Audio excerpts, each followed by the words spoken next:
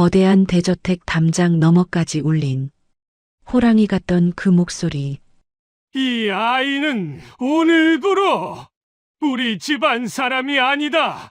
그 말 한마디로 겨우 7살 아이는 재벌집 대문 밖으로 쫓겨나왔습니다.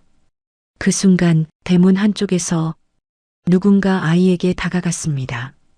평생 이 집에서 밥을 짓고 바닥을 닦고 아이를 지켜보던 사람, 환갑의 가정부였습니다. 도련님, 제가 지켜드릴게요. 그녀는 왜 모두가 등을 돌린 이 아이를 데리고 나섰을까요? 사연 시작 전 구독과 좋아요를 눌러주세요. 오늘 하루도 평안하셨는지요?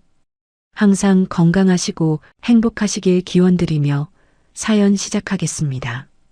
그날 아침 하늘은 잿빛 구름으로 뒤덮여 있었고 저택의 정원은 바람 한 점 없이 고요했습니다. 재벌가의 아침 식탁에는 김이 모락모락 피어오르고 있었어요. 하얀 도자기 그릇마다 정성스럽게 담긴 반찬들이 가지런했죠. 된장찌개에서는 구수한 냄새가 났고 갓 구운 생선은 기름이 촉촉하게 배어 있었습니다. 둘째 아들 강도연이 먼저 자리에 앉아 신문을 펼쳤어요. 40대 중반의 그는 안경을 손가락으로 치켜 올리며 경제면을 훑어봤습니다. 숟가락을 집어들었지만 입으로 가져가지 않았어요. 그저 찌개 위에서 멈춘 채 김만 바라보고 있었죠. 셋째 아들 강세린이 하품을 하며 들어왔습니다. 둘째보다 2살 어린 그는 머리가 헝클어진 채 의자를 빼내 털썩 주저앉았어요. 붉게 충혈된 눈으로 물컵을 집어들었습니다.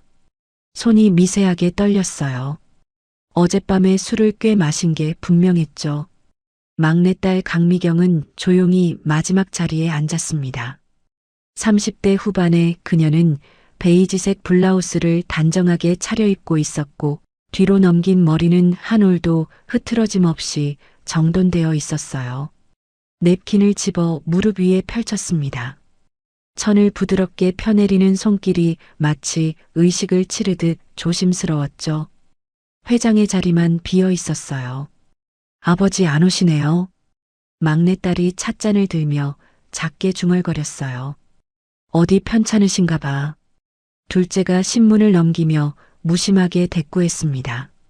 바로 그 순간이었어요. 누가 감히 내 서재에 손을 댄 것이냐? 천둥이 저택을 가르는 것 같았습니다.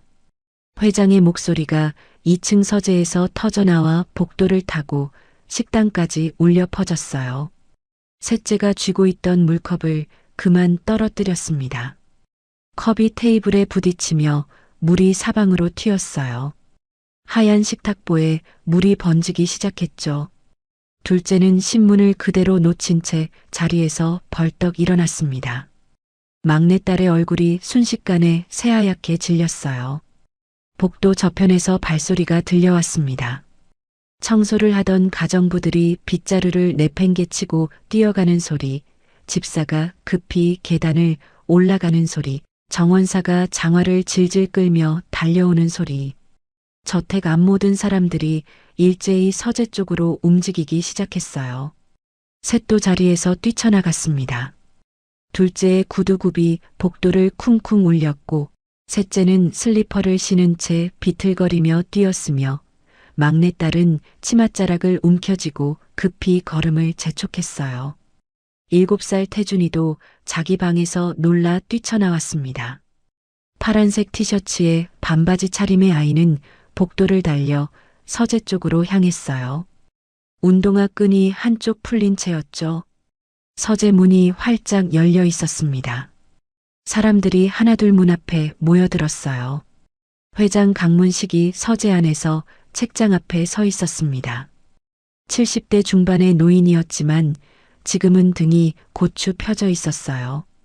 얼굴이 벌겋게 상기되어 있었고 거친 숨을 몰아쉬고 있었죠. 저 자리에 있어야 할 화병이 어디 있느냐. 회장이 빈 선반을 손으로 가리키며 다시 한번 고함을 쳤어요. 원래 푸른 청자 화병이 놓여 있던 자리였습니다. 선반 위에는 먼지 하나 없는 깨끗한 원형 자국만 남아 있었어요. 둘째와 셋째, 막내딸이 서재 안으로 들어섰습니다. 뒤이어 집사와 가정부들, 비서들이 몰려들었어요. 태준이도 사람들 틈 사이로 고개를 내밀었습니다. 작은 얼굴에 걱정이 가득했어요. 누가 봤느냐? 누가 본 사람 없느냐? 회장의 목소리가 다시 터졌습니다. 청소 담당 가정부 2명이 고개를 절레절레 흔들었어요. 저희는 몰라요, 회장님. 어제 청소할 때까지만 해도 분명 거기 있었어요. 나이든 가정부가 떨리는 목소리로 말했습니다. 저도 어제 저녁에 봤어요. 분명히 있었는데요. 젊은 가정부도 손을 내저으며 말했어요. 회장의 호흡이 점점 더 거칠어졌습니다. 얼굴이 붉은 빛을 넘어 자줏빛으로 변하고 있었어요. 비서가 황급히 다가가 회장의 팔을 부축했습니다. 회장님, 진정하세요. 제가 확인해 보겠습니다. 비서가 회장을 가죽 의자에 조심스럽게 앉히고 물 한 잔을 가져다 드렸어요. 회장은 물을 단숨에 들이켰습니다. 손이 떨려 물이 입가로 흘러내렸죠. 비서가 보안팀장을 불렀습니다. 지금 즉시 CCTV를 확인하세요. 어제 저녁부터 오늘 아침까지 서재 앞 복도 영상 전부요. 알겠습니다. 보안팀장이 급히 서재를 나갔어요. 서재는 무거운 침묵에 잠겼습니다. 회장은 책상에 앉아 거친 숨을 몰아쉬고 있었어요.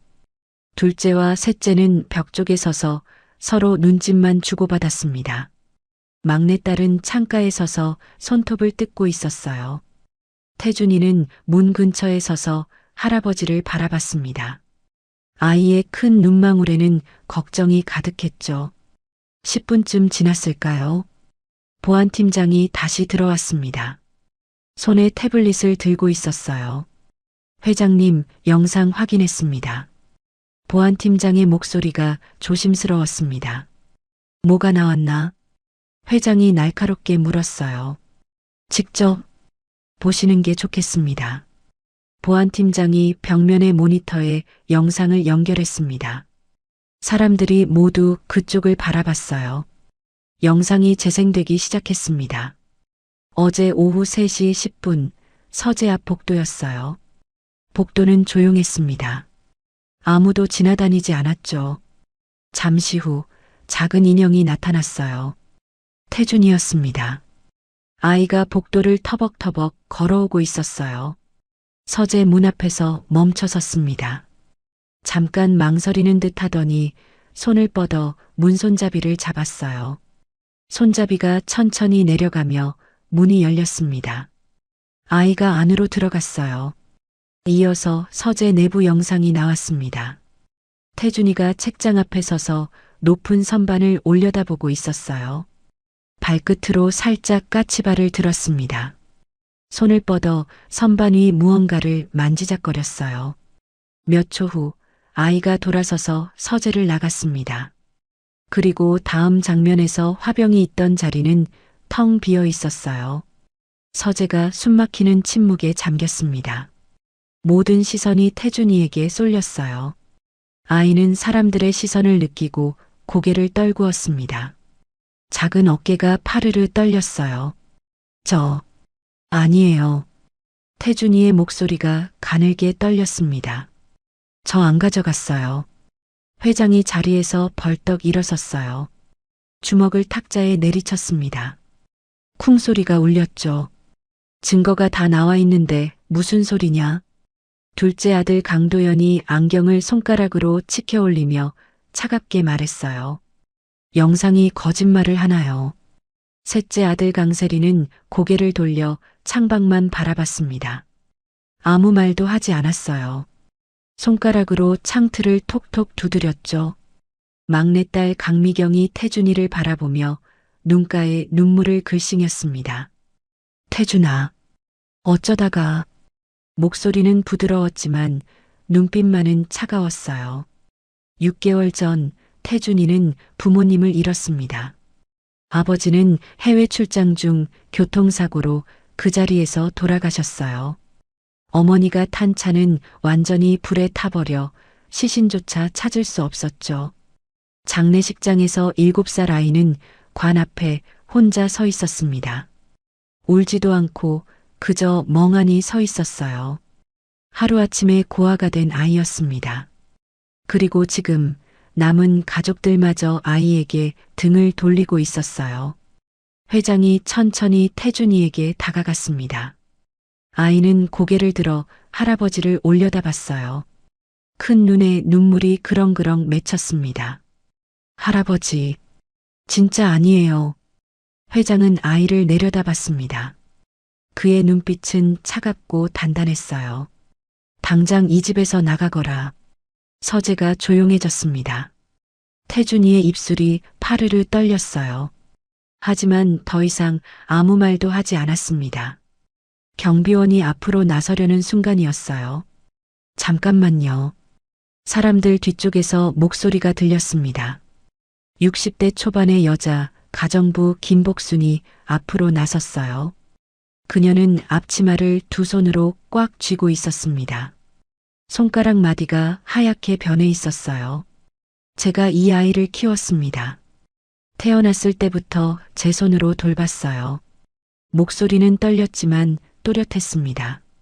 제가 데리고 가겠습니다. 회장은 김복순을 보지도 않았어요.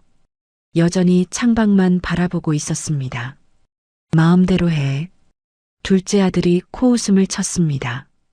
가정부 주제에 김복순은 아무 말 없이 태준이에게 다가갔어요. 아이의 작고 차가운 손을 잡았습니다. 가자. 두 사람은 서재를 나섰습니다. 긴 복도를 걸었어요. 태준이는 한 번도 뒤를 돌아보지 않았습니다. 복도 끝에서 현관문이 열렸다가 천천히 닫혔어요. 서재에는 침묵만 남았습니다. 셋째가 작게 중얼거렸어요. 영상 작업 깔끔했어. 둘째가 고개를 끄덕였습니다. 이제 끝이야. 막내딸은 아무 말 없이 미소를 지었어요. 입꼬리만 살짝 올라간 안도의 미소였습니다. 회장 강문식은 여전히 창가에 서 있었어요. 저 멀리 두 사람의 뒷모습이 점점 작아지고 있었습니다. 늙은 여자와 작은 아이가 큰 길을 향해 걸어가고 있었어요. 회장의 주먹이 꽉 쥐어져 있었습니다. 손톱이 손바닥에 파고들었어요. 하지만 그는 끝내 돌아서지 않았습니다. 하늘은 여전히 잿빛이었고 곧 비가 내릴 것 같았습니다. 두 사람의 발소리만 조용히 울렸어요. 태준이의 운동화가 삐걱거렸고 김복순의 낡은 구두가 바닥을 스쳤죠.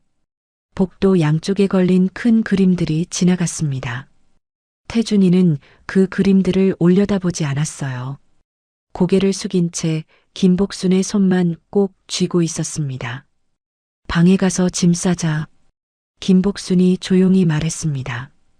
태준이의 방은 2층 끝쪽에 있었어요. 문을 열자 아침 햇살이 창문으로 쏟아져 들어왔습니다. 넓은 방이었어요. 큰 침대, 책상, 장난감이 가득한 선반. 벽에는 태준이가 그린 그림들이 붙어 있었죠. 김복순이 옷장을 열었습니다.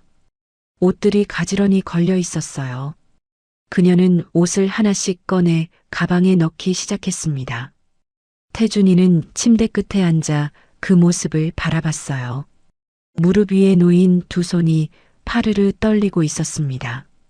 태준아, 네가 제일 좋아하는 거 챙겨. 김복순이 말했습니다. 태준이는 천천히 일어나 책상으로 갔어요. 서랍을 열었습니다. 안에는 색연필, 공책, 작은 장난감 자동차들이 들어 있었어요. 아이는 그것들을 만지다가 서랍 깊숙한 곳에서 사진 한 장을 꺼냈습니다. 엄마, 아빠와 함께 찍은 사진이었어요. 놀이공원에서 찍은 사진이었습니다. 엄마가 태준이를 안고 있었고 아빠는 옆에서 웃고 있었죠. 태준이도 환하게 웃고 있었어요. 아이는 사진을 한참 들여다봤습니다. 손가락으로 엄마 얼굴을 조심스럽게 쓰다듬었어요. 그리고 그 순간 태준이의 눈에서 눈물이 뚝 떨어졌습니다. 사진 위로 떨어진 눈물이 번졌어요. 태준이가 급히 손등으로 눈물을 닦았습니다. 하지만 눈물은 계속 흘러내렸어요. 아이의 어깨가 떨리기 시작했습니다. 할머니, 목소리가 떨렸어요. 저 안 했어요. 김복순이 돌아봤습니다. 태준이가 사진을 꼭 쥔 채 울고 있었어요. 저 진짜 안 했어요. 화병 안 가져갔어요. 저 그냥 봤을 뿐이에요. 목이 메었습니다. 말이 제대로 나오지 않았어요. 할아버지가 저를 더 이상 말을 잇지 못했습니다. 아이는 그 자리에 주저앉으며 울음을 터뜨렸어요. 작은 어깨가 들썩였습니다. 손에 쥔 사진이 구겨졌어요. 김복순이 급히 다가가 태준이를 꼭 안아주었습니다. 할머니가 다 알아. 다 안다. 김복순의 목소리도 떨렸어요. 네가 안 했다는 거 할머니가 다 알아. 태준이가 김복순의 품에 얼굴을 묻었습니다. 앞치마가 아이의 눈물로 젖어갔어요. 그럼 왜요? 왜 아무도 안 믿어줘요? 아이의 목소리가 흐느껴 나왔습니다. 할아버지도 저 안 믿어요.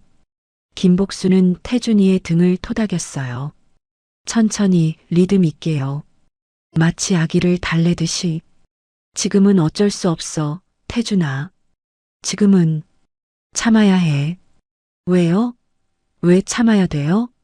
나중에 다 알게 될 거야. 지금은 할머니 말만 믿어. 응? 태준이는 대답하지 않았습니다. 그저 김복순의 품에서 한참을 울었어요. 목 놓아 울었습니다. 숨이 막힐 듯 울었어요. 김복순은 아이가 다 올 때까지 기다려줬습니다. 등을 쓰다듬어주며 가만히 안고 있었어요. 창밖에서는 까치 한 마리가 울고 있었습니다. 한참 후 태준이의 울음이 잦아들었어요. 아이는 코를 훌쩍이며 김복순의 품에서 고개를 들었습니다. 눈이 빨갛게 부어 있었어요. 김복순이 손수건을 꺼내 아이의 얼굴을 닦아줬습니다. 이제 짐 싸자. 응? 태준이는 고개를 끄덕였어요. 두 사람은 함께 짐을 쌌습니다. 태준이는 사진을 가방 안쪽 주머니에 깊이 넣었어요. 색연필과 공책도 챙겼습니다. 김복순은 옷을 개켜 가방에 차곡차곡 넣었어요. 30분쯤 지났을까요? 가방 2개가 준비됐습니다. 하나는 태준이 것, 다른 하나는 김복순 것이었어요. 김복순은 자기 방에 다녀와 금방 짐을 챙겨왔습니다. 가져갈 게 많지 않았거든요. 두 사람은 다시 복도를 걸었습니다. 계단을 내려갔어요. 태준이가 가방을 들고 한 계단 한 계단 내려갔습니다. 가방이 무거웠어요. 계단에 부딪혀 쿵쿵 소리가 났죠. 현관홀에 다다랐을 때 다른 가정부 몇 명이 서 있었습니다. 복순 씨, 나이 든 가정부 하나가 입을 열었어요. 하지만 더 이상 말을 잇지 못했습니다. 그저 고개를 숙였어요. 젊은 가정부 하나가 태준이를 바라보다가 눈을 돌렸습니다. 김복순은 아무 말 없이 고개를 끄덕였어요. 태준이의 손을 꼭 잡았습니다.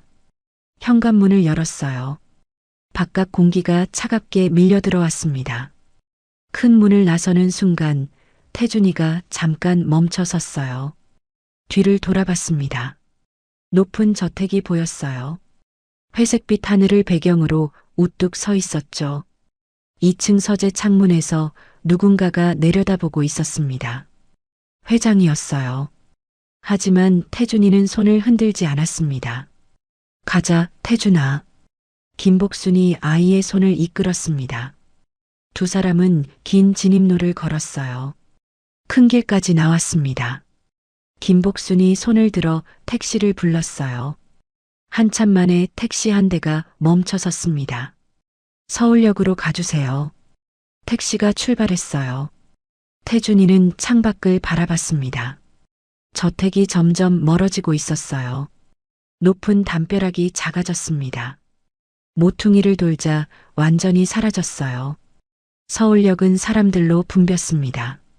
큰 가방을 끌고 가는 사람들, 아이 손을 잡고 뛰어가는 엄마, 전화기에 대고 큰 소리로 떠드는 아저씨.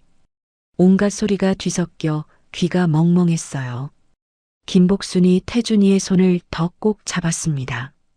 기차표를 사고 1시간을 기다렸어요.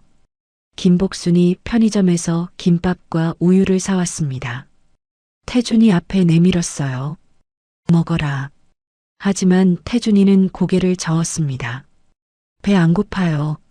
목소리가 잠겨 있었어요. 울어서 그런 거였습니다. 기차가 들어왔어요. 두 사람은 자리를 찾아 앉았습니다. 창가 자리였어요. 기차가 출발했습니다. 덜컹거리며 천천히 움직이기 시작했어요. 서울이 뒤로 물러났습니다. 태준이는 계속 창밖만 바라봤어요. 빌딩들이 사라지고 논밭이 나타났습니다. 산이 멀리 보였어요. 하늘은 여전히 잿빛이었습니다. 기차가 덜컹거릴 때마다 태준이의 몸도 흔들렸어요. 1시간쯤 지났을까요? 태준이가 고개를 김복순 어깨에 기댔습니다. 눈을 감았어요. 김복순은 움직이지 않았습니다. 아이가 깰까봐 가만히 있었어요.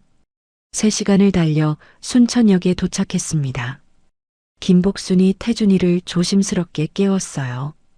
태준아, 다 왔어. 아이가 눈을 떴습니다. 눈가에 눈곱이 끼어 있었어요. 김복순이 손수건으로 닦아줬습니다. 순천역은 서울역보다 훨씬 작았어요. 사람도 적었습니다. 공기가 달랐어요. 어딘가에서 풀냄새가 났습니다. 김복순이 택시를 잡았어요. 옥천동 쪽으로 가주세요. 택시가 좁은 골목길로 들어갔습니다. 낮은 집들이 다닥다닥 붙어 있었어요. 골목이 좁아서 차가 겨우 지나갈 정도였죠. 여기서 내리셔야 해요. 김복순이 요금을 내고 태준이와 함께 내렸습니다. 가방을 들고 골목 안쪽으로 걸어 들어갔어요. 골목은 구불구불했습니다. 한대문 앞에서 김복순이 멈춰 섰어요. 녹슨 철문이었습니다. 페인트가 벗겨져 있었어요. 끼익 소리를 내며 문이 열렸습니다. 좁은 마당이 나왔어요. 시멘트 바닥이었습니다. 마당 끝에 작은 문이 하나 있었어요. 김복순이 그 문을 열었습니다. 단칸방이었어요. 네모난 방 하나였습니다. 창문이 하나 있었고 구석에 작은 싱크대가 붙어 있었어요. 장판이 낡아서 여기저기 들뜬 곳이 있었습니다. 천장에는 형광등 하나가 달려 있었죠. 태준이가 방 안으로 들어섰습니다. 저택에 있던 자기 방의 10분의 1도 안 되는 크기였어요. 침대도 없었습니다. 책상도 장난감 선반도 없었어요. 그저 텅 빈 방이었습니다. 아이는 방 한가운데 멍하니 서 있었어요. 여긴 이제 우리 집이야. 김복순이 말했습니다. 태준이의 눈에서 또 눈물이 흘러내렸어요. 소리 없이 울었습니다. 어깨가 떨렸어요. 김복순이 다가가 아이를 꼭 안아주었습니다. 울어도 돼. 실컷 울어. 하지만 울고 나면 이제 여기서 새로 시작하는 거야. 알았지? 태준이는 대답하지 않았어요. 그저 김복순의 품에서 울었습니다. 밖에서 빗방울 떨어지는 소리가 들려왔어요. 아침부터 잿빛이던 하늘에서 드디어 비가 내리기 시작했습니다. 빗소리가 점점 커졌어요. 좁은 방 안에 두 사람만 남았습니다. 김복순은 태준이를 안은 채 창밖의 비를 바라봤습니다. 빗물이 창문을 타고 흘러내렸어요. 마치 누군가의 눈물 같았습니다. 비는 밤새 내렸습니다. 첫날 밤 태준이는 잠을 이루지 못했어요. 낡은 이불 속에서 뒤척였습니다. 천장을 바라봤어요. 형광등 자국이 누렇게 남아 있었습니다. 저택방 천장에는 야광별 스티커들이 붙어 있었는데 여기는 아무것도 없었어요. 눈을 감으면 할아버지 얼굴이 떠올랐습니다. 당장 이 집에서 나가거라. 차가운 목소리가 귓가에 맴돌았어요. 태준이는 이불을 뒤집어 썼습니다. 눈물이 또 나왔어요. 베개에 얼굴을 묻고 소리 없이 울었습니다. 할아버지는 평소에 다정했어요. 태준이 그림을 그리면 잘 그렸다며 머리를 쓰다듬어 주셨죠. 아침마다 우리 태준이 잘 잤니? 하고 물어보셨습니다. 생일날엔 직접 케이크 촛불을 켜주셨어요. 그런 할아버지가 태준이 말을 한마디도 듣지 않았어요. 왜요, 할아버지? 왜 저 말은 안 들어주세요? 태준이는 베개를 꽉 움켜쥐었습니다. 태준아. 김복순의 목소리가 들렸어요. 그녀도 잠들지 않고 있었습니다. 할머니. 태준이가 돌아봤어요. 어둠 속에서 김복순의 윤곽만 보였습니다. 할아버지가 저를 미워하시는 거예요? 목소리가 떨렸어요. 김복순은 태준이를 꼭 안아주었습니다. 아니야. 미워하시는 게 아니야. 그럼 왜요? 왜 저를 내쫓으신 거예요? 지금은 할머니도 잘 모르겠어. 하지만 분명 이유가 있을 거야. 김복순의 손이 태준이 등을 쓰다듬었어요. 자자. 이제 자야지. 하지만 태준이는 잠들지 못했습니다. 한참을 뒤척이다가 겨우 눈을 붙였어요. 꿈을 꿨습니다. 엄마와 아빠가 나왔어요. 공항에서 손을 흔들고 있었습니다. 금방 올게, 태준아. 엄마가 웃으며 말했어요. 하지만 두 사람은 돌아오지 않았습니다. 대신 까만 관이 왔어요. 태준이가 엄마, 아빠 하고 소리쳤지만 관은 열리지 않았습니다. 그리고 할아버지가 나타났어요. 나가거라. 할아버지가 손가락으로 문을 가리켰습니다. 태준이는 할아버지, 저예요. 태준이에요. 하고 외쳤지만 할아버지는 뒤돌아서 버렸어요. 안 돼. 할아버지. 태준이가 비명을 지르며 깼습니다. 온몸이 땀으로 젖어 있었어요. 숨이 가빠서 헐떡였습니다. 김복순이 황급히 불을 켰어요. 태준아, 괜찮아. 꿈이야, 꿈. 김복순이 태준이를 안았습니다. 아이의 심장이 미친 듯이 뛰고 있었어요.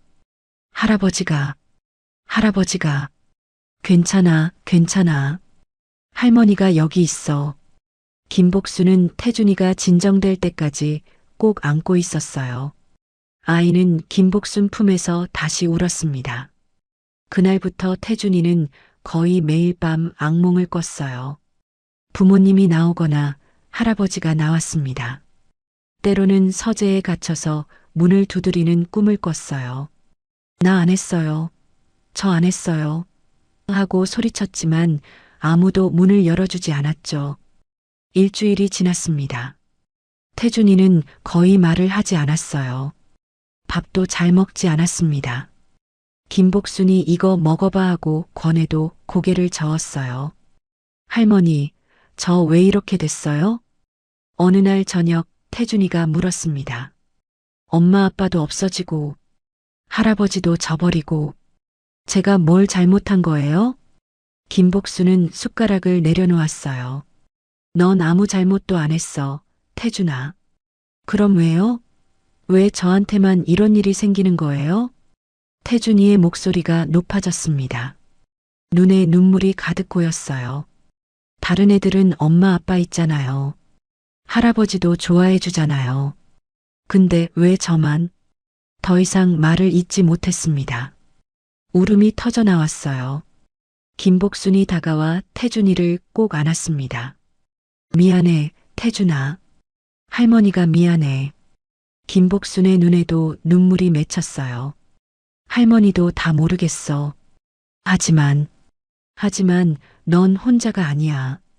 할머니가 있잖아. 응? 태준이는 김복순 품에서 한참을 울었습니다. 울음이 잦아들 때쯤 김복순이 조용히 말했어요. 태준아. 태준이가 고개를 들었습니다. 눈이 빨갛게 부어 있었어요. 지금은 참고 견뎌야 할 때야. 김복순의 목소리는 낮지만 단단했습니다. 할머니, 앞으로 더 힘든 일이 많을 거야. 학교에 가면 아이들이 물어볼 거야. 부모님이 어디 계시냐고, 왜 할머니랑 사냐고. 태준이의 입술이 파르르 떨렸어요. 그때마다 울면 안 돼. 화내면 안 돼. 그냥 조용히 참아야 해. 왜요?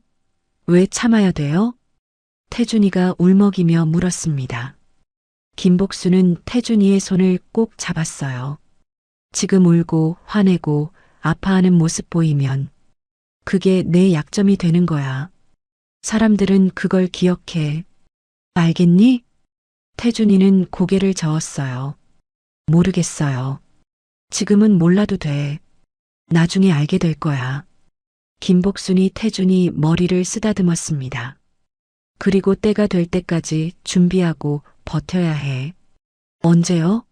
언제까지요? 할머니도 몰라. 하지만 분명 그날이 올 거야. 네가 당당히 말할 수 있는 날이. 김복순은 창밖을 바라봤어요. 비가 그쳤습니다. 하늘 한쪽이 조금 밝아지고 있었어요. 그날까지 우리 함께 견뎌보자. 응? 태준이는 한참을 김복순을 바라봤습니다. 그러고는 천천히 고개를 끄덕였어요. 할머니도 같이 있어줄 거예요? 당연하지. 할머니가 어딜 가겠니? 김복순이 태준이를 다시 꼭 안아주었습니다. 우리 태준이 강한 아이야. 할 수 있어. 태준이는 대답하지 않았어요. 그저 김복순 품에 안긴 채 창밖을 바라봤습니다. 빗물이 창문을 타고 흘러내리고 있었어요. 그날 밤 태준이는 또 악몽을 꿨습니다. 하지만 이번에는 김복순이 옆에 있다는 걸 알았어요. 눈을 뜨면 할머니가 있을 거라는 걸 알았습니다. 그리고 그 작은 안도감이 태준이를 다시 잠들게 했어요. 밖에서는 개구리 우는 소리가 들렸습니다. 비갠 후의 풀냄새가 방 안으로 스며들었어요. 순천의 첫날 밤이 깊어가고 있었습니다. 그렇게 시간이 흘렀습니다. 봄이 지나고 여름이 왔어요. 여름이 가고 가을이 왔습니다. 겨울이 오고 다시 봄이 왔어요. 태준이는 조용히 자랐습니다. 학교에서는 말이 없는 아이였어요. 집에 돌아오면 신문을 폈습니다. 재벌가 기사를 오려 공책에 붙였어요. 하나, 둘, 셋. 공책이 쌓여갔습니다. 중학교에 올라갔어요. 키가 자랐습니다. 목소리가 낮아졌어요. 하지만 여전히 말은 적었습니다. 고등학교에 갔습니다. 성적은 좋았어요. 특히 수학을 잘했습니다. 밤마다 신문을 봤어요. 형광펜으로 줄을 그었습니다. 메모를 달았어요. 김복수는 늙었습니다. 허리가 굽었고 머리는 새하얗게 새었어요. 하지만 여전히 태준이를 위해 밥을 지었습니다. 그리고 드디어 20살이 됐어요. 2월의 어느 추운 아침이었습니다. 태준이가 눈을 떴을 때 방 안에 미역국 냄새가 가득했어요.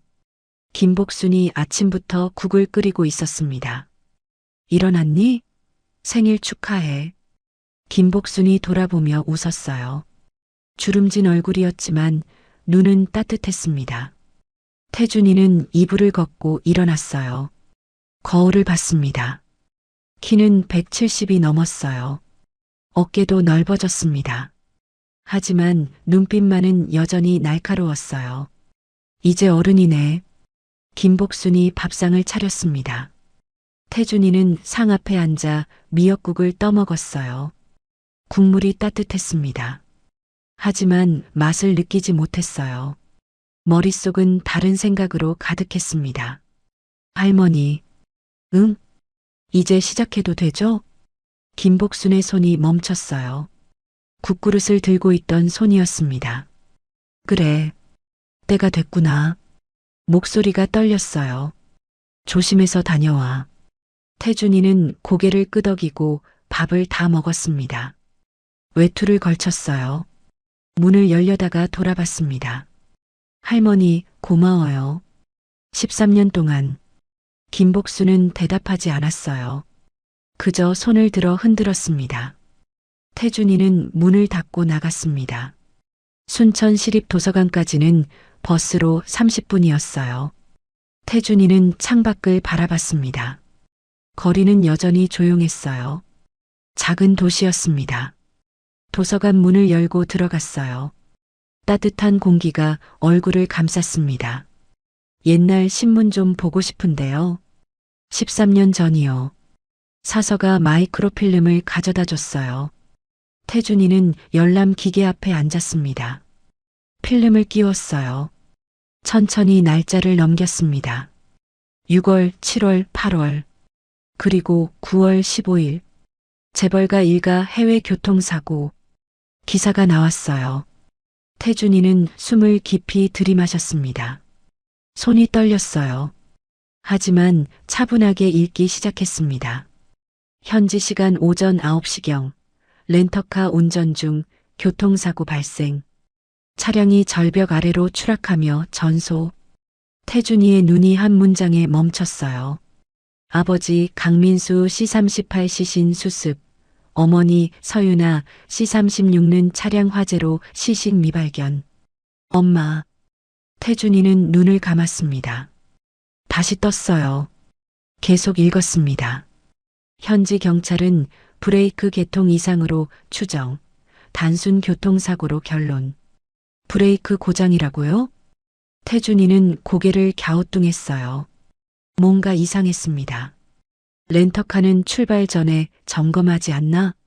그것도 재벌가 사람이 빌린 차인데? 다음 기사를 찾았어요. 이틀 후 기사였습니다.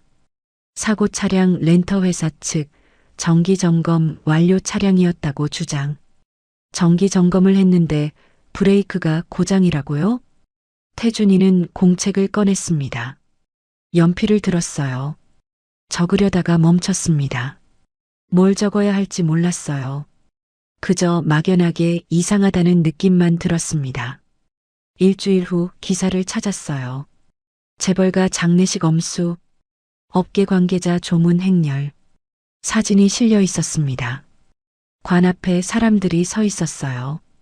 태준이는 사진을 한참 들여다봤습니다. 둘째 삼촌이 보였어요.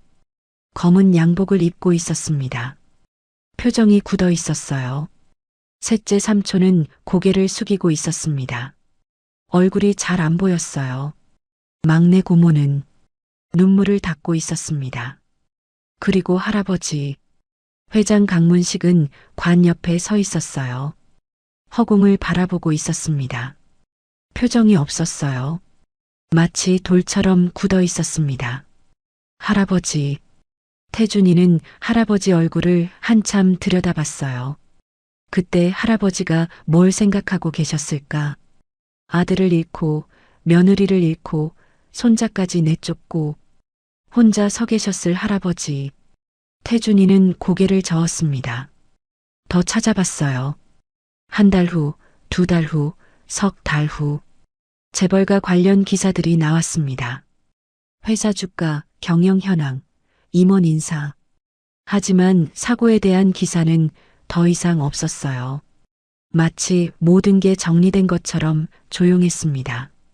너무 조용했어요. 태준이는 의자에 등을 기댔습니다. 천장을 바라봤어요. 뭔가 이상해. 사고가 너무 깔끔했습니다. 브레이크 고장, 차량 전소, 시신 미발견. 그리고 일주일 만에 조용해진 언론. 마치 누군가 정리한 것처럼요.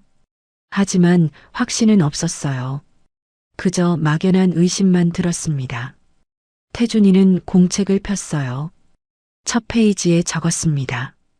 부모님 사고 정말 사고였을까? 그게 전부였어요.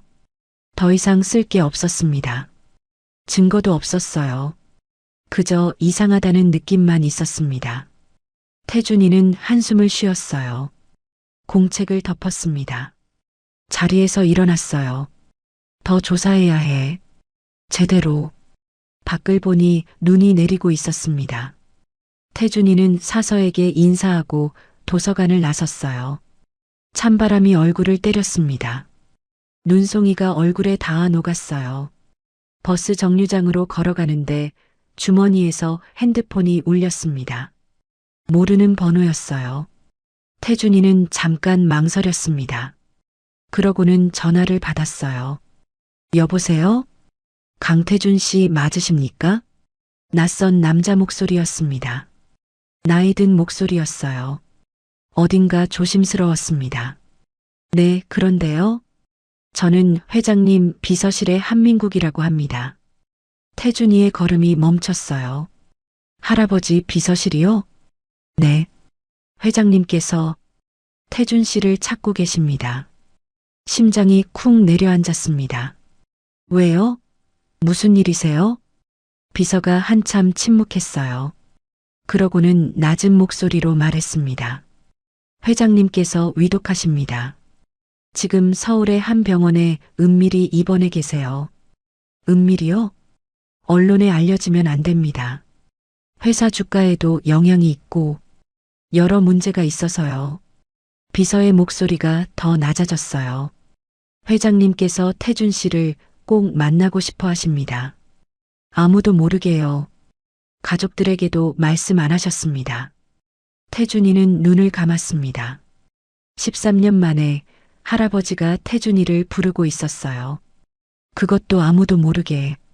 언제요? 가능하시면 빨리 오셨으면 합니다. 시간이 많지 않으세요. 태준이는 하늘을 올려다봤습니다. 눈이 세차게 내리고 있었어요. 알겠습니다. 연락 주셔서 감사합니다. 병원 주소는 문자로 보내드리겠습니다. 오시면 저한테 먼저 연락 주세요. 제가 안내해 드리겠습니다. 네. 전화가 끊어졌어요. 태준이는 한참을 그 자리에 서 있었습니다. 눈송이가 어깨에 쌓였어요. 사람들이 우산을 쓰고 지나갔습니다. 하지만 태준이는 움직이지 않았어요. 핸드폰이 다시 울렸습니다. 문자였어요. 서울대학교병원 VIP 병동 12층. 그리고 또 바로 문자가 왔어요. 부디 조심히 오십시오. 회장님께서 오래 기다리셨습니다. 태준이는 핸드폰을 주머니에 넣었어요. 버스가 왔습니다. 태준이는 버스에 올라탔어요. 창가에 앉았습니다. 13년 전 7살 아이가 이 도시로 왔었습니다. 울면서 왔어요. 아무것도 모른 채 왔습니다. 하지만 지금은 달랐어요. 20살 청년은 의심을 품고 있었습니다. 부모님 사고가 정말 사고였을까? 그리고 이제 할아버지가 은밀히 부르고 있었어요. 아무도 모르게. 할아버지, 뭘 말씀하시려는 걸까? 버스는 계속 달렸습니다. 눈 내리는 순천 거리를 지나 작은 골목으로 단칸방으로 향했어요. 태준이의 손에는 공책이 꽉 쥐어져 있었습니다. 첫 페이지에 단 한 줄만 적혀 있는 공책이었어요. 부모님 사고 정말 사고였을까? 이제 모든 것이 시작되려 하고 있었습니다. 단칸방 문을 열었을 때 김복순이 창가에 서 있었습니다. 눈 내리는 골목을 내다보고 있었어요. 태준이 들어서는 소리에 돌아봤습니다. 왔구나. 김복순의 얼굴에 주름이 깊게 패여 있었어요. 할머니, 전화 왔어요. 태준이가 외투를 벗으며 말했습니다. 할아버지 비서한테서요. 김복순은 아무 말 없이 고개를 끄덕였어요. 이미 알고 있다는 듯이 할아버지가 위독하시대요. 날 만나고 싶어 하신대요. 그래. 김복순이 천천히 앉았습니다. 무릎이 후들거렸어요. 갈 거니? 네. 태준이는 망설이지 않았습니다. 내일 아침에 갈게요. 김복순은 한참을 태준이를 바라봤어요. 그러고는 천천히 고개를 끄덕였습니다. 그날 밤 태준이는 잠을 이루지 못했습니다. 천장을 바라봤어요. 할아버지 얼굴이 떠올랐습니다. 13년 전 그날 차갑게 나가거라 하시던 얼굴, 그리고 장례식 사진 속 허공을 바라보시던 얼굴. 할아버지는 지금 뭘 생각하고 계실까? 다음 날 새벽 태준이는 일어났어요. 할머니는 벌써 밥을 지어놓고 있었습니다. 아침 5시였어요. 먹고 가라. 김복순이 밥상을 차렸습니다. 따뜻한 된장찌개에서 김이 모락모락 피어올랐어요. 태준이는 밥을 먹었습니다. 김복순은 맞은편에 앉아 태준이를 바라봤어요. 태준아. 네. 화내지 마라. 김복순의 목소리가 낮았습니다. 무슨 말씀 들어도 화내지 마. 끝까지 들어. 태준이는 숟가락을 내려놓았어요. 김복순이 태준이 손을 잡았습니다. 끝까지 들어. 알았지? 태준이는 고개를 끄덕였어요. 6시 기차를 탔습니다. 김복순이 역까지 따라왔어요. 플랫폼에서 태준이를 바라봤습니다. 다녀와라. 네. 기차가 출발했어요. 창밖으로 김복순이 점점 작아졌습니다. 손을 흔들고 있었어요. 태준이도 손을 들었습니다. 3시간을 달려 서울역에 도착했어요. 사람들로 붐볐습니다. 13년 전과 똑같았어요. 아니, 더 많아진 것 같았습니다. 태준이는 지하철을 탔어요. 서울대 입구역에서 내렸습니다. 병원은 역에서 가까웠어요. 높은 건물이었습니다. 유리창이 햇살을 반사하고 있었어요. 태준이는 로비로 들어갔습니다. 사람들이 오갔어요. 환자복 입은 사람들, 휠체어를 미는 사람들, 꽃다발을 든 사람들. 핸드폰을 꺼내 비서에게 전화했습니다. 도착했습니다. 알겠습니다.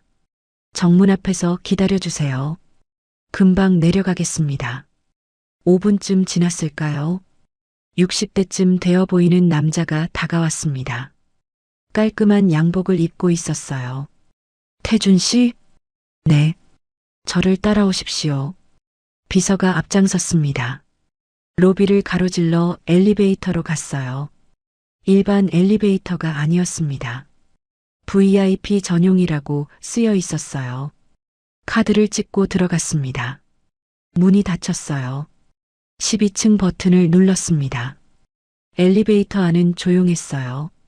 비서는 앞만 바라보고 있었습니다. 태준이도 아무 말 하지 않았어요. 12층에 도착했습니다.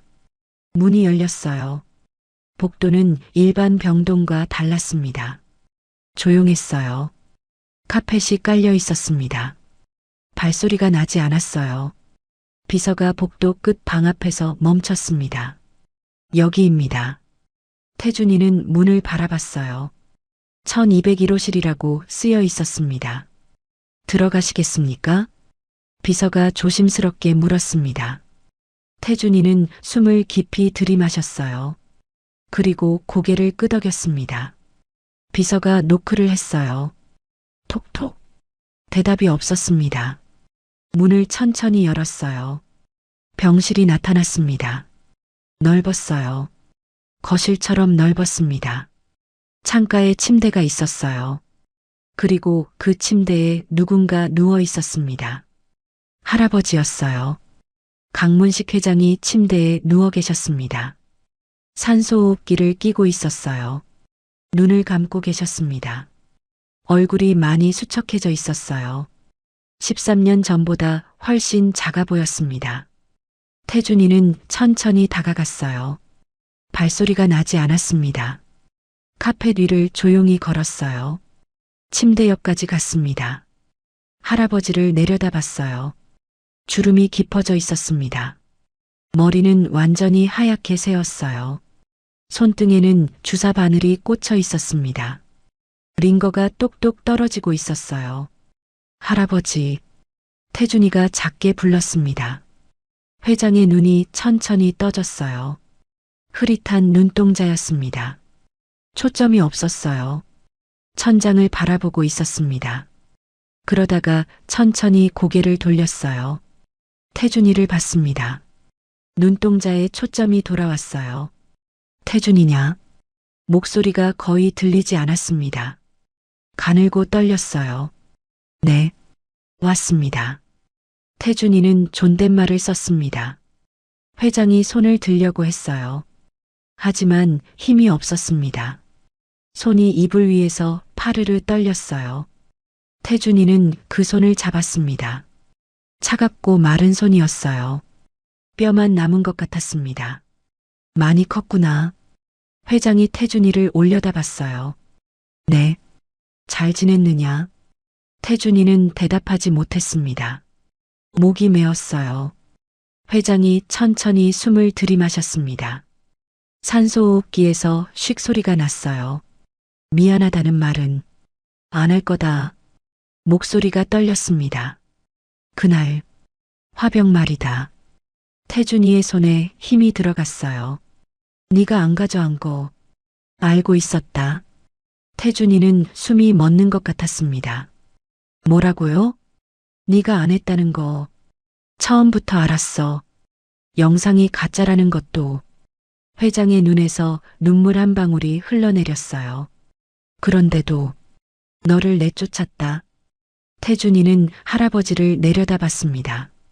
손이 떨렸어요. 왜요? 왜 그러신 거예요? 살리려고.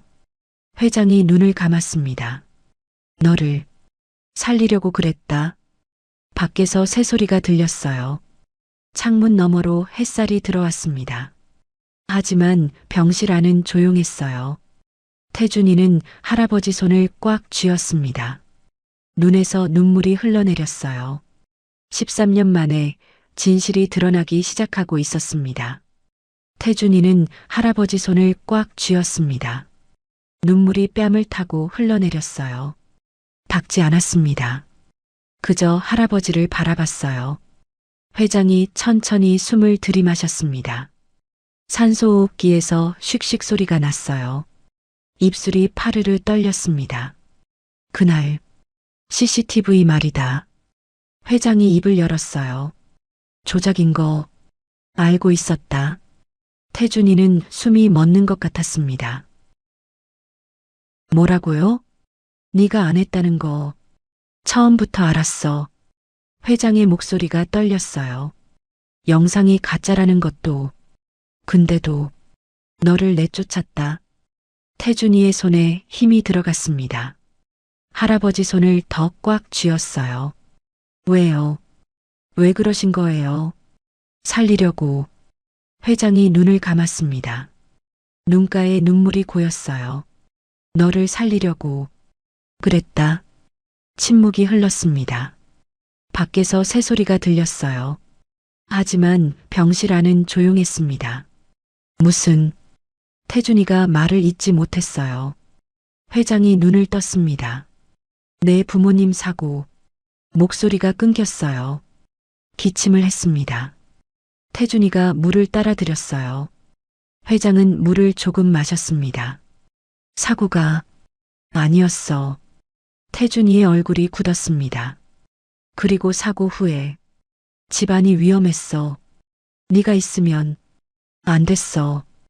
회장의 목소리에 절박함이 묻어났어요. 그래서 내쫓으신 거예요? 그래. 후계 경쟁에서 완전히 빠뜨려야 했어. 모두가 널 포기한 아이라고 생각하기에. 회장이 태준이 손을 꽉 잡았습니다. 복순이한테 부탁했어. 20살까지만 살려달라고. 태준이는 눈을 감았어요. 13년 동안의 오해가 풀렸습니다. 하지만 동시에 새로운 의문이 솟아났어요. 할아버지, 누가 그런 거예요? 회장이 고개를 저었습니다. 지금은 말 못해. 넌 직접 찾아야 해. 뭘 어떻게요? 금고. 회장이 숨을 고르며 말했어요. 회사 내 개인 사무실. 금고 안에 모든 게 있어. 진실. 회장의 눈빛이 흔들렸습니다. 내 부모님한테 무슨 일이 있었는지, 누가 왜? 다 있어. 태준이의 심장이 빠르게 뛰었어요. 금고 번호는 내 생일이야. 회장이 힘겹게 말했습니다. 저택 말고 회사야. 거긴 안전해. 태준이는 고개를 끄덕였어요. 회장의 숨소리가 점점 약해졌습니다. 눈을 감았어요. 그러다가 다시 떴습니다. 태준아. 네. 복수하지 마라. 목소리가 간절했어요. 진실을 밝혀라. 정리해라. 근데 복수는 하지 마. 복수는 너까지 망가뜨려. 태준이는 대답하지 못했습니다. 약속해라. 회장이 태준이 손을 떨리는 손으로 잡았어요. 생각해 볼게요. 태준이가 조용히 말했습니다. 회장은 더 이상 강요하지 않았어요. 눈을 감았습니다. 이제 가봐라. 오래 있으면 위험해. 태준이는 천천히 일어섰습니다. 할아버지, 감사합니다. 회장의 눈에서 눈물이 흘러내렸습니다. 나도 고맙고 미안하다, 태준아. 태준이는 고개를 숙여 인사했어요. 돌아서서 문을 향해 걸었습니다. 문손잡이를 잡았어요. 조심해라. 태준이는 조용히 문을 닫았습니다. 복도에 비서가 서 있었어요. 아무 말 없이 엘리베이터로 안내했습니다. 내려갔어요. 로비를 지났습니다. 밖으로 나왔어요. 햇살이 눈부셨습니다. 머릿속이 복잡했습니다. 하지만 한 가지는 확실했어요. 이제 금고를 열어야 한다는 것. 태준이는 병원을 나와 지하철역으로 걸었습니다. 사람들이 오갔어요. 출근하는 사람들, 병문안 가는 사람들, 학생들. 태준이는 그 사이를 빠져나가 계단을 내려갔습니다. 지하철을 타고 서울역으로 갔어요. 기차표를 샀습니다. 순천행이었어요. 기차에 올라 창가에 앉았습니다. 출발 시간까지 10분이 남았어요. 태준이는 창밖을 바라봤습니다. 플랫폼에서 사람들이 서성이고 있었어요. 기차가 천천히 움직이기 시작했습니다. 서울역이 뒤로 물러났어요. 빌딩들이 지나갔습니다. 태준이는 계속 창밖만 바라봤어요. 머릿속에는 할아버지 말씀이 맴돌았습니다. 3시간을 달려 순천역에 도착했어요. 순천역에 김복순이 기다리고 있었어요. 태준이를 꼭 안아줬습니다. 괜찮니? 네. 하지만 태준이 눈빛은 변해 있었습니다. 병원에서 돌아온 밤, 태준이는 책상 앞에 앉았습니다. 펜을 들었습니다. 한참을 뱉지만 바라보다가 첫 줄을 적기 시작했어요. 어떻게 돌아갈 것인가. 페이지가 넘어갔습니다. 적고 지우고 다시 적었어요. 창밖이 밝아올 때쯤 펜을 내려놓았습니다. 눈빛이 달라져 있었습니다. 며칠 후 태준이는 서울대 경영학과 원서를 넣었습니다. 한 달 뒤 합격 통지서가 왔어요. 김복순에게 보여줬을 때 할머니 눈에 눈물이 맺혔습니다. 잘했다, 태준아. 그날 저녁 밥을 먹다가 태준이가 말했어요. 할머니, 저 3월에 서울 가야 해요. 그래. 대학 가야지. 할머니는 여기 계세요. 거기는 위험할 거예요. 김복순의 손이 멈췄습니다. 고개를 들어 태준이를 바라봤어요. 무슨 소리야? 제가 혼자 갈게요. 할머니까지 위험한 곳에. 안 돼. 김복순이 단호하게 말했습니다. 나도 간다. 할머니, 13년 동안 함께 살았는데 이제 와서 혼자 보내? 그게 말이 되니? 김복순이 숟가락을 탁 내려놓았어요. 거기 위험하다며? 그러니까 더 가야지. 내 혼자 두고 여기 앉아 있으라고? 태준이는 할머니를 바라봤습니다. 할머니 눈에는 굳은 결심이 보였어요. 알겠습니다. 태준이가 결국 고개를 끄덕였습니다. 그날 밤 태준이는 비서에게 전화했어요. 제가 집으로 돌아가겠습니다. 방 2개 준비해 주세요. 다른 가족분들께도 알려드릴까요?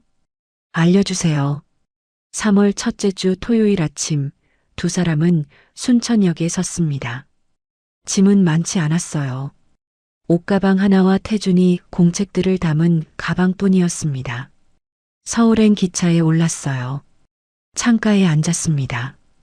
기차가 출발했어요. 순천거리가 뒤로 물러났습니다. 김복순이 창밖을 바라보며 작게 중얼거렸어요. 다시는 못 올 수도 있겠구나. 태준이는 대답하지 않았습니다. 3시간 후 서울역에 도착했어요. 사람들 틈을 빠져나와 택시를 탔습니다. 택시가 한강을 건넜어요. 강남으로 들어갔습니다. 주택가를 지나 익숙한 철문 앞에서 멈춰 섰어요. 태준이는 인터폰을 눌렀습니다. 강태준입니다. 긴 침묵이 흘렀어요. 그러다가 철문이 천천히 열렸습니다. 진입로를 걸어 올라갔어요. 끝에 회색 저택이 서 있었습니다. 13년 전과 똑같았어요. 현관 앞에 가정부들이 줄지어 서 있었습니다. 한민국 비서가 앞으로 나왔어요. 어서 오십시오, 도련님. 태준이는 현관문을 열고 들어갔습니다. 넓은 홀이 펼쳐졌어요. 복도에서 발소리가 들렸습니다. 중년 남자가 나타났어요. 작은아버지 강도연이었습니다. 태준이를 보고 얼굴이 하얗게 질렸어요. 태준이? 곧 막내아버지 강세린과 고모 강미경도 나타났습니다. 3사람 모두 굳은 표정이었어요. 왜 여기 있어? 강미경이 날카롭게 물었습니다. 돌아왔습니다. 태준이가 담담하게 말했어요. 강미경이 비웃듯 웃었습니다. 태준이는 3사람을 천천히 바라봤습니다. 어쩌면 부모님을 죽인 사람들이었어요. 긴 침묵이 흘렀습니다. 강세린이 먼저 돌아섰어요. 어차피 회장님이 허락하셨으면 할 말 없지. 3사람이 복도로 사라졌습니다. 하지만 가면서도 계속 뒤를 돌아봤어요. 비서가 태준이를 2층으로 안내했습니다. 복도 끝방 문을 열었어요. 13년 전 그 방이었습니다. 모든 게 그대로였어요. 매일 청소했습니다. 회장님 지시로요. 비서가 나갔습니다. 문이 닫혔어요. 태준이는 창문으로 다가가 정원을 내려다봤습니다. 분수가 보였고 화단이 보였어요. 13년 만에 돌아온 집이었습니다. 하지만 이제는 다른 의미였어요. 창밖을 다시 봤어요. 해가 서쪽으로 기울고 있었습니다. 정원의 그림자가 길게 드리워졌어요. 첫날 밤 11시 태준이는 1층으로 내려갔습니다. 김복순 방에서 불빛이 새어나왔어요. 문을 두드렸습니다. 안에 들어가니 할머니가 노트북 앞에 앉아 있었어요. 화면에는 회사 주가 그래프가 떠 있었습니다. 13년 동안 매일 밤 함께 본 화면이었어요. 김복순이 화면을 가리켰습니다. 작년 3분기 재무제표였어요. 태준이는 숫자들을 훑어봤습니다. 영업이익률 하락, 물류비 급증. 단칸방에서 배웠던 대로 읽혔어요. 할머니가 작은 수첩을 내밀었습니다. 가정부 10명의 이름이 적혀 있었어요. 누가 누구 편인지, 누구를 조심해야 하는지 하루 만에 파악한 거였습니다. 태준이는 고개를 끄덕이고 방을 나왔어요. 복도를 걸어가는데 뒤에서 인기척이 났습니다. 돌아봤어요. 그림자 하나가 모퉁이로 사라졌습니다. 누군가 보고 있었어요. 다음 날 아침 식탁은 조용했습니다. 3사람이 신문을 보고 있었어요. 태준이가 들어서자 신문 넘기는 소리가 멈췄습니다. 경영학 뭐부터 배우고 싶어? 작은아버지 강도연이 물었어요. 재무회계요. 태준이가 담담하게 대답했습니다. 강도연의 숟가락이 멈췄어요. 고모 강미경이 커피잔을 천천히 내려놓았습니다. 작년 우리 회사 영업이익률 알아? 갑작스러운 질문이었어요. 뉴스에서 봤어요. 15% 정도? 전년 대비로는 하락했다고. 태준이가 말을 흐렸습니다. 더 말하면 안 됐어요. 막내 아버지 강세린의 얼굴이 굳었습니다. 물류비 증가는 자기 책임이었거든요. 학생은 학생답게. 강미경이 차갑게 말하고 일어섰습니다. 세 사람이 하나둘 나갔어요. 나가면서도 태준이를 계속 돌아봤습니다. 태준이는 혼자 남아 밥을 먹었어요. 창밖으로 김복순이 보였습니다. 다른 가정부와 이야기하며 화단을 지나가고 있었어요. 밤마다 짧은 회의가 있었습니다. 김복순이 낮에 들은 이야기를 전했어요. 세 사람의 일정, 불안한 기색, 서로 주고받는 눈빛, 정보가 조금씩 쌓였습니다. 13년 동안 해온 대로요. 나흘째 새벽 4시 핸드폰이 울렸습니다. 한민국 비서였어요. 도련님, 회장님께서 위독하십니다. 태준이는 벌떡 일어났습니다. 심장이 빠르게 뛰었어요. 지금 병원으로. 아닙니다. 비서가 태준이 말을 끊었어요. 목소리가 낮고 빨랐습니다. 회사로 가십시오. 지금 당장. 태준이는 숨을 멈췄어요. 회장님 마지막 지시입니다. 개인 사무실 금고 안에 있는 모든 걸 가져오세요. 하지만 할아버지, 다른 가족분들은 지금 병원으로 오고 계십니다. 1시간, 많아야 2시간입니다. 그 안에 끝내셔야 합니다. 전화가 끊어졌어요. 태준이는 핸드폰을 쥔 채 멍하니 서 있었습니다. 머릿속이 복잡했어요. 할아버지를 보러 가야 하는 건지, 회사로 가야 하는 건지. 아니, 이미 답은 정해져 있었습니다. 할아버지가 마지막으로 원하신 게 이거였어요. 옷을 급하게 입었습니다. 계단을 뛰어 내려갔어요. 1층에서 김복순이 나왔습니다. 회사 가요. 지금. 김복순의 눈빛이 변했어요. 곧바로 이해했습니다. 조심해. 빨리 다녀와. 현관문을 열고 나갔습니다. 대기하고 있던 차에 올라탔어요. 차가 저택을 빠져나갔습니다. 새벽도로는 텅 비어 있었어요. 가로등만 규칙적으로 지나갔습니다. 태준이는 창밖을 봤어요. 어둠 속을 달리고 있었습니다. 손이 떨렸어요. 주먹을 꽉 쥐었습니다. 할아버지, 한강 다리를 건넜어요. 물이 검게 흘러가고 있었습니다. 여의도로 들어갔어요. 회사 건물이 보였습니다. 높은 유리 건물이었어요. 대부분 불이 꺼져 있었습니다. 차가 건물 앞에 멈춰 섰습니다. 여기서 기다리세요. 태준이는 내려 로비로 뛰어 들어갔어요. 경비가 발소리에 깜짝 놀라 일어났어요. 누구십니까? 강태준입니다. 경비가 눈을 크게 떴어요. 도련님? 이 시간에 무슨? 회장님 지시입니다. 개인 사무실 가야 해요. 하지만 확인을. 태준이는 경비를 지나쳐 엘리베이터로 향했습니다. 버튼을 눌렀어요. 경비가 뒤따라왔습니다. 도련님, 정말 회장님 지시가. 핸드폰이 울렸어요. 경비 핸드폰이었습니다. 받았어요. 네, 여기 경비실입니다. 네. 네, 알겠습니다. 경비가 전화를 끊고 태준이를 봤어요. 얼굴이 굳어 있었습니다. 비서실에서 확인됐습니다. 올라가십시오. 엘리베이터 문이 열렸어요. 태준이는 들어갔습니다. 15층 버튼을 눌렀어요. 문이 닫히며 올라가기 시작했습니다. 층수가 올라갔어요. 5층, 10층, 15층. 문이 열렸습니다. 복도는 어두웠어요. 비상등만 희미하게 켜져 있었습니다. 태준이는 복도를 걸었어요. 발소리가 크게 울렸습니다. 끝에 큰 문이 있었어요. 회장실이라고 쓰여 있었습니다. 손잡이를 돌렸어요. 잠겨 있지 않았습니다. 문이 열렸어요. 넓은 사무실이었습니다. 큰 책상, 가죽의자, 책장들. 창문으로 한강이 보였어요. 새벽 어둠 속에 달이 불빛만 반짝였습니다. 태준이는 사무실 안으로 들어가 문을 닫았어요. 불을 켰습니다.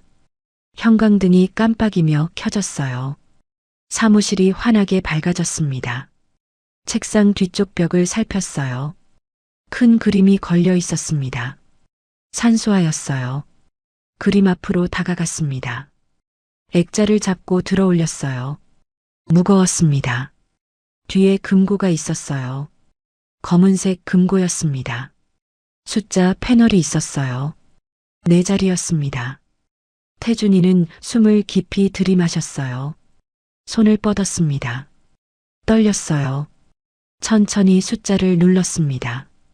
금고 문이 열렸습니다. 태준이는 문을 천천히 당겼어요. 안이 보였습니다. 서류 뭉치들이 있었어요.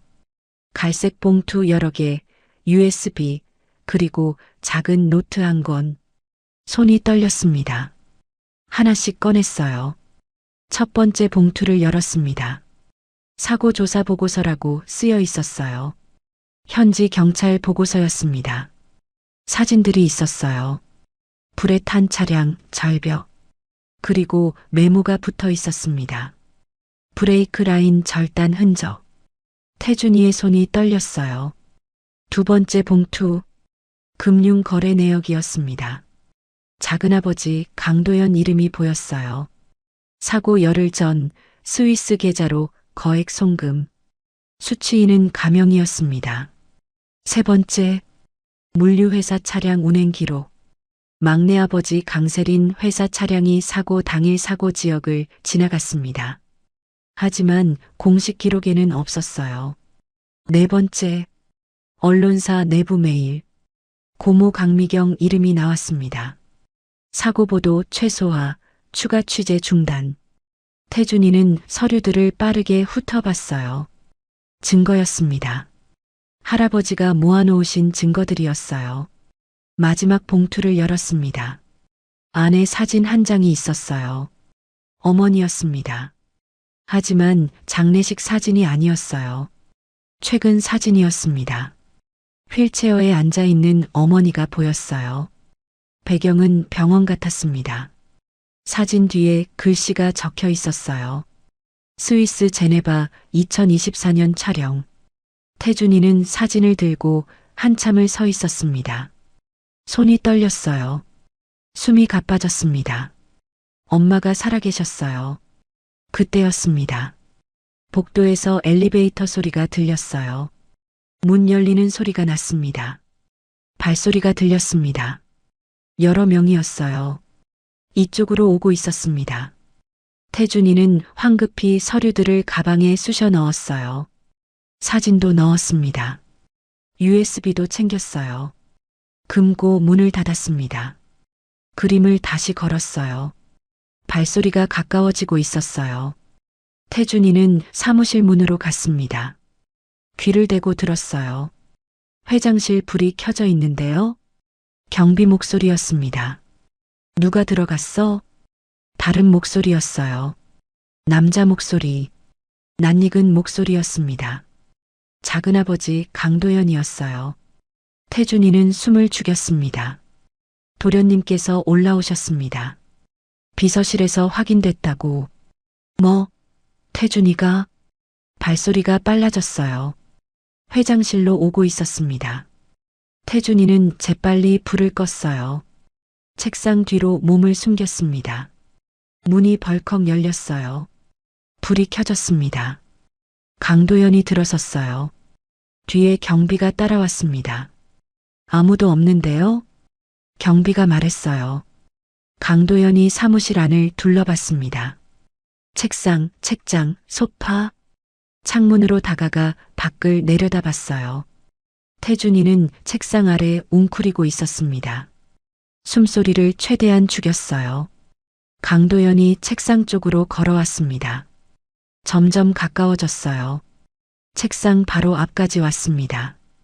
태준이는 눈을 감았습니다. 이상하네.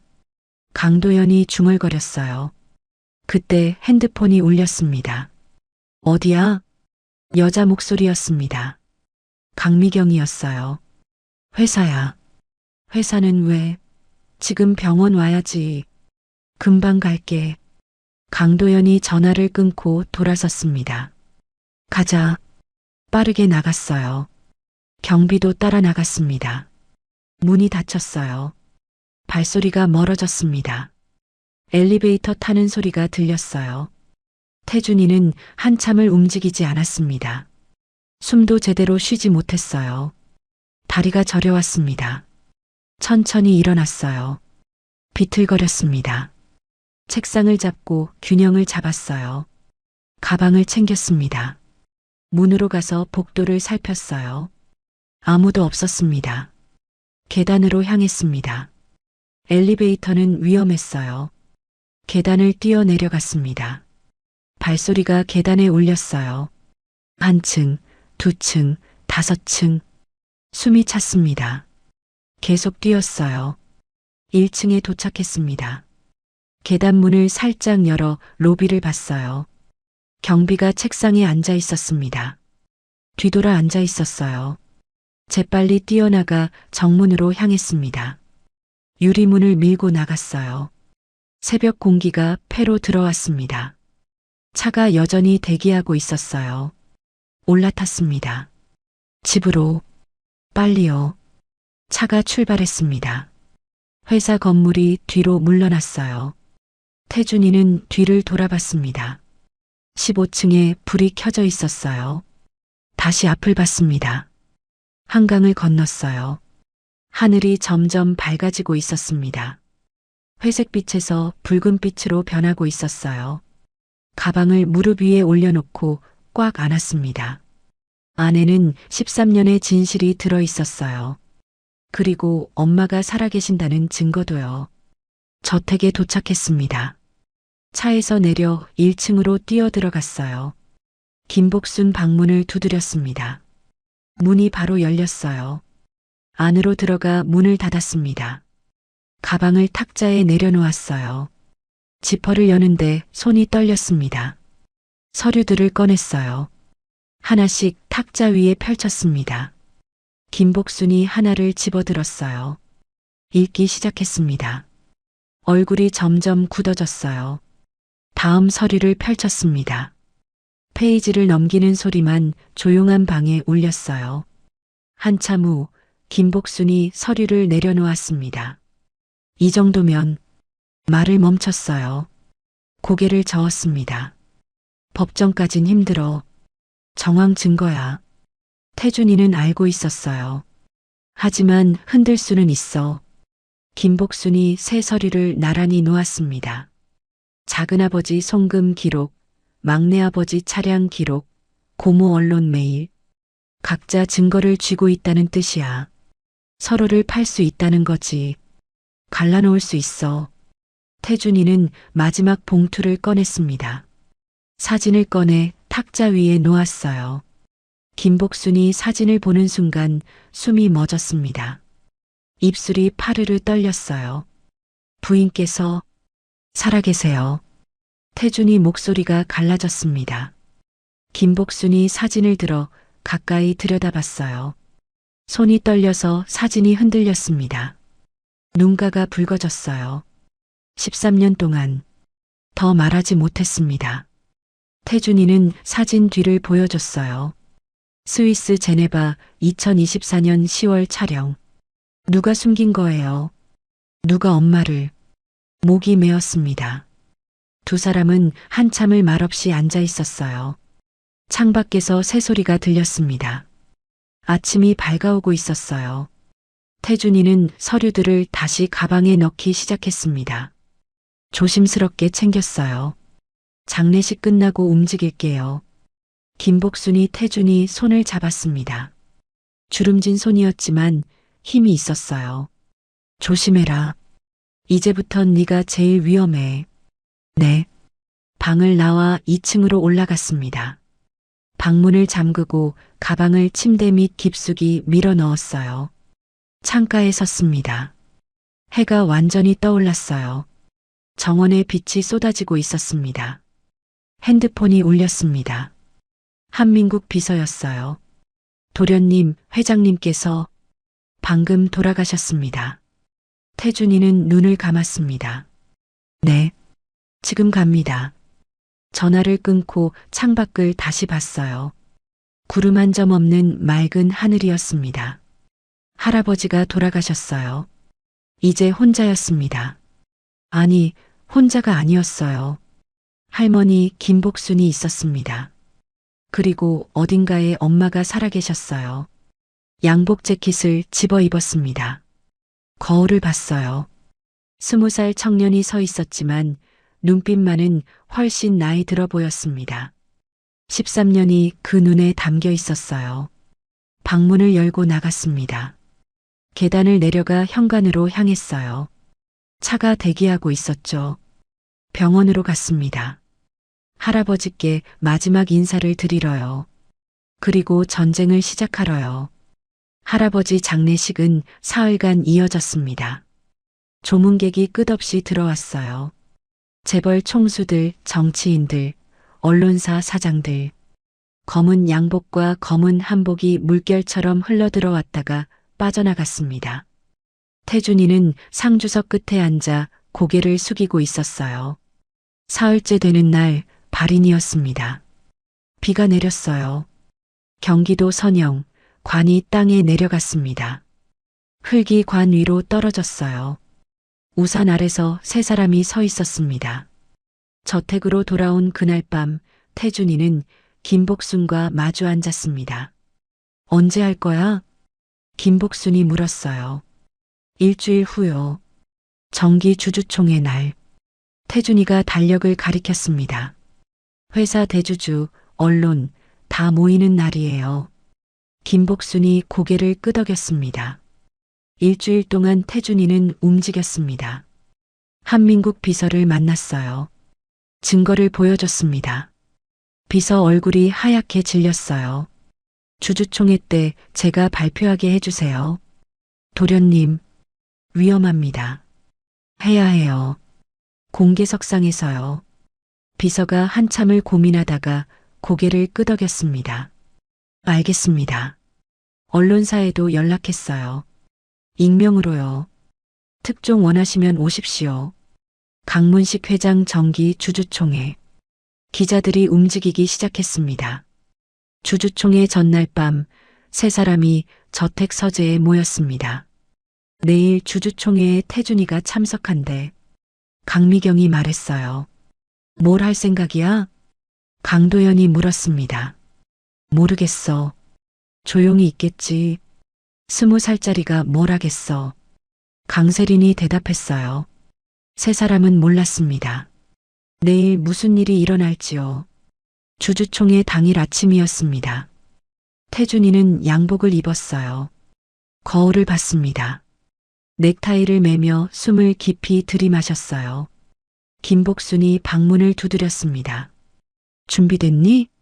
네. 가방을 들었어요. USB와 서류 복사본이 들어 있었습니다. 회사 건물에 도착했을 때 이미 사람들로 붐볐어요. 주주들, 기자들, 회사 임원들. 1층 대회의실로 모여들고 있었습니다. 태준이는 뒷문으로 들어가 비서실로 향했어요. 한민국 비서가 기다리고 있었습니다. 준비됐습니다. 안건 마지막 순서에 넣어뒀어요. 감사합니다. 대회의실은 200석이 넘었어요. 거의 다 찼습니다. 앞쪽에 단상이 있었어요. 스크린이 걸려 있었습니다. 작은아버지, 막내아버지, 고모가 앞줄에 앉아 있었어요. 태준이를 보고 눈을 가늘게 떴습니다. 태준이는 뒷줄 구석에 앉았어요. 주주총회가 시작됐습니다. 사회자가 나왔어요. 작년 실적 발표, 올해 계획, 배당 안건 하나씩 진행됐습니다. 1시간이 지났어요. 마지막 안건입니다. 사회자가 말했어요. 강태준 씨의 특별 발표가 있겠습니다. 회의실이 술렁였습니다. 세 사람이 고개를 돌려 태준이를 봤어요. 얼굴이 굳었습니다. 태준이는 일어나 단상으로 걸어갔어요. 계단을 올라 마이크 앞에 섰습니다. 조명이 눈부셨어요. 200명이 넘는 사람들이 태준이를 보고 있었습니다. 심장이 빠르게 뛰었어요. 손이 떨렸습니다. 숨을 들이마셨습니다. 안녕하십니까? 고 강문식 회장 손자 강태준입니다. 목소리가 회의실에 울렸어요. 오늘 이 자리에서 말씀드릴 게 있습니다. 13년 전 제 부모님 사고에 대해서요. 회의실이 조용해졌습니다. 기자들이 카메라를 들었어요. 플래시가 터졌습니다. 13년 전 제 부모님은 해외 출장 중 교통사고로 돌아가셨다고 알려져 있습니다. 하지만 태준이는 뒤를 돌아 스크린을 가리켰어요. 진실은 다릅니다. 노트북을 조작했습니다. 스크린에 서류가 떴어요. 사고 조사 보고서였습니다. 브레이크 라인이 절단됐습니다. 현지 경찰은 무시했어요. 하지만 할아버지께서 독자 조사를 의뢰하셨습니다. 다음 서류로 넘어갔어요. 금융 거래 내역이 떴습니다. 사고 열흘 전 작은아버지 강도연 씨 계좌에서 스위스로 거액이 송금됐습니다. 강도연이 벌떡 일어났어요. 이 자식이. 앉으세요. 태준이의 목소리는 차갑고 단호했습니다. 아직 안 끝났어요. 다음 화면으로 넘어갔습니다. 차량 운행 기록이었어요. 막내 아버지 강세린 씨 회사 차량이 사고 당일 사고 지역을 지나갔습니다. 공식 기록엔 없어요. 강세린이 창백해졌습니다. 그리고 고모 강미경 씨. 언론사 메일이 떴어요. 언론의 사고 보도 최소화를 지시하셨죠. 추가 취재도 막으셨고요. 강미경이 일어섰습니다. 거짓말이야. 증거가 어디 있어? 여기 다 있습니다. 태준이가 USB를 들어 보였어요. 13년간 할아버지께서 모으신 증거들이에요. 셋이 함께 부모님을 죽였습니다. 계획적으로요. 회의실이 폭발했습니다. 기자들이 일어나 사진을 찍었어요. 플래시가 난무했습니다. 주주들이 웅성거렸어요. 조용히 해주십시오. 사회자가 소리쳤지만 소용없었습니다. 태준이는 마지막 슬라이드를 띄웠어요. 어머니 사진이었습니다. 휠체어에 앉아있는 모습이었어요. 회의실이 다시 조용해졌습니다. 그리고 제 어머니는 죽지 않으셨습니다. 숨소리조차 들리지 않았어요. 스위스 제네바에 살아계세요. 작은아버지가 숨겨놓으셨죠. 강도연이 주저앉았습니다. 카메라 플래시가 쏟아졌어요. 기자들이 소리쳤습니다. 확인된 사실입니까? 증거를 공개할 수 있습니까? 태준이는 마이크를 잡았습니다.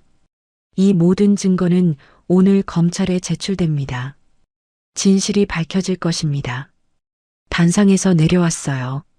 기자들이 달려들었습니다. 카메라가 태준이를 따라왔어요. 플래시가 눈을 멀게 했습니다. 경호원들이 길을 열어줬어요. 회의실을 빠져나왔습니다. 복도로 나오자 한민국 비서가 기다리고 있었어요. 차 준비됐습니다. 지하 주차장으로 내려갔습니다. 차에 올랐어요. 출발하며 뒤를 돌아봤습니다. 회사 건물 앞에 기자들이 모여들고 있었어요. 방송차들이 도착하고 있었습니다. 핸드폰이 울렸어요. 모르는 번호였습니다. 받았어요. 강태준 씨십니까? 서울중앙지검 김한준 검사입니다. 네. 증거자료 제출 부탁드립니다. 즉시 수사에 착수하겠습니다. 오늘 오후에 가겠습니다. 전화를 끊었어요. 차창 밖으로 서울거리가 지나갔습니다. 평범한 오후였어요. 하지만 태준이에게는 특별한 날이었습니다. 13년을 준비했어요. 오늘 끝냈습니다. 저택에 도착했습니다. 1층으로 들어가자 김복순이 기다리고 있었어요. TV가 켜져 있었습니다. 뉴스가 나오고 있었어요. 속보입니다. 강문식 전 회장 손자가 주주총회에서 폭탄 발언을 했습니다. 13년 전 부모 사망 사건이 살인이었다고 주장했는데요. 화면에 태준이 모습이 나왔어요. 단상에서 발표하는 모습이었습니다. 검찰이 수사에 착수했습니다. 김복순이 TV를 껐어요. 잘했다. 태준이는 소파에 앉았습니다. 긴장이 풀리며 힘이 빠졌어요. 이제 끝났어요. 아니야. 김복순이 고개를 저었습니다. 이제 시작이야. 엄마 찾으러 가야지. 태준이는 고개를 들어 할머니를 봤어요. 네. 가야죠. 창밖을 봤습니다. 해가 기울고 있었어요. 노을이 지고 있었습니다. 내일이면 스위스로 떠날 것입니다. 엄마를 찾으러요. 13년 만에요. 뉴스는 계속 이 사건을 다뤘어요. 방송마다 태준이 얼굴이 나왔습니다. 신문 일면에 실렸어요. 인터넷은 난리였습니다. 검찰이 세 사람을 소환했습니다. 조사가 시작됐어요. 태준이는 저택에서 짐을 쌌습니다. 많지 않았어요. 옷 몇 벌, 여권, 그리고 엄마 사진. 창밖을 봤습니다. 정원에 꽃들이 피어 있었어요. 봄이었습니다. 1층으로 내려갔습니다. 김복순이 부엌에서 무언가 싸고 있었어요. 뭐 하세요? 도시락. 비행기에서 먹어라. 김밥이었습니다. 태준이가 좋아하는 참치김밥이었어요. 김복순이 보자기에 싸서 건넸습니다. 태준이는 받아들었어요. 두 사람은 거실로 갔습니다. 마주 섰어요. 태준이는 김밥을 조심스럽게 바닥에 내려놓았습니다. 그리고 무릎을 꿇었어요. 할머니. 김복순이 눈을 크게 떴습니다. 뭐하니, 일어나. 태준이는 고개를 숙여 큰 절을 올렸습니다. 이마가 마룻바닥에 닿았어요. 13년 동안 감사했습니다. 할머니 아니었으면 저 여기 없었어요. 평생 잊지 않을게요. 김복순의 눈에서 눈물이 흘러내렸어요. 손으로 얼굴을 가렸습니다. 태준이는 천천히 일어났습니다. 김복순을 안아줬어요. 고마워요, 할머니. 김복순이 태준이 등을 토닥였습니다. 손이 떨렸어요. 잘 다녀와라. 말을 잇지 못했습니다. 두 사람은 한참을 그렇게 서 있었어요. 공항으로 가는 차가 도착했습니다. 태준이는 짐을 들고 현관으로 나왔어요. 김복순이 대문까지 따라 나왔습니다. 차에 짐을 실었어요. 문을 열고 올라타려다가 돌아봤습니다. 김복순이 거기 서 있었어요. 손을 흔들고 있었습니다. 태준이도 손을 흔들었어요. 차가 출발했습니다. 백미러로 김복순을 봤어요. 점점 작아졌습니다. 저택이 뒤로 물러났어요. 인천공항에 도착했습니다. 체크인을 했어요. 짐을 붙였습니다. 출국장을 통과했어요. 면세점을 지나 게이트로 향했습니다. 사람들로 붐볐어요. 여행 가는 사람들, 출장 가는 사람들. 태준이는 창가에 섰습니다. 밖을 봤어요. 비행기들이 오가고 있었습니다. 탑승 안내 방송이 나왔어요. 줄을 섰습니다. 탑승권을 내밀었어요. 비행기로 이어진 다리를 걸어갔습니다. 비행기에 올랐어요. 좌석을 찾아 앉았습니다. 창가였어요. 짐을 머리 위 선반에 올렸습니다. 자리에 앉아 안전벨트를 맸어요. 옆자리는 비어 있었습니다. 비행기 문이 닫혔어요. 엔진 소리가 들렸습니다. 기체가 움직이기 시작했어요. 활주로를 향해 천천히 달렸습니다. 창밖으로 공항 건물이 지나갔어요. 하늘이 보였습니다. 맑았어요. 속도가 붙었습니다. 더 빨라졌어요. 기체가 떠올랐습니다. 서울이 내려다 보였어요. 한강이 보였습니다. 빌딩들이 보였어요. 점점 작아졌습니다. 구름 속으로 들어갔어요. 하얀 구름뿐이었습니다. 태준이는 눈을 감았습니다. 할아버지 얼굴이 떠올랐어요. 할머니 얼굴이 떠올랐습니다. 그리고 어렴풋이 기억나는 엄마 얼굴. 13년이었습니다. 이제 끝났어요. 아니, 새로운 시작이었습니다. 비행기는 서쪽으로 날아갔습니다. 알프스를 향해, 제네바를 향해, 엄마를 향해. 창밖으로 햇살이 쏟아지고 있었어요. 태준이는 작게 미소 지었습니다. 엄마, 곧 갈게요.